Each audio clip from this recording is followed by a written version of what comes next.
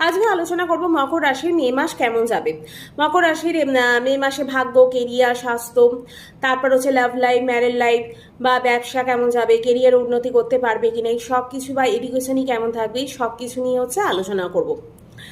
প্রথমে জেনে নেব এই মাসে কোন কোন গ্রহ হচ্ছে ঘর চেঞ্জ করছে, সেটা জেনে নেব। 1 মে 2024 হচ্ছে আপনার বৃহস্পতিদেব বৃষ রাশিতে প্রবেশ করছে।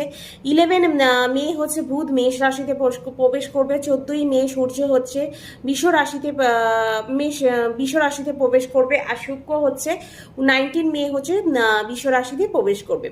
এই হচ্ছে গ্রহ পরিবর্তন করবে। এবার হচ্ছে জেনে নেব মকর রাশির কোন ঘরে কোন গ্রহ বসে আছে, সে কি ফল দেবে, সেটা সব কিছু নিয়ে আলোচনা করব। সেকেন্ড হাউসে আপনার শনি বসে আছে, থার্ড হাউসে বসে আছে রাহু মঙ্গল বুধ, ফোর্থ হাউসে বসে আছে সূর্য শুক্র, 5 হাউসে বসে আছে বৃহস্পতিদেব, 9 হাউসে বসে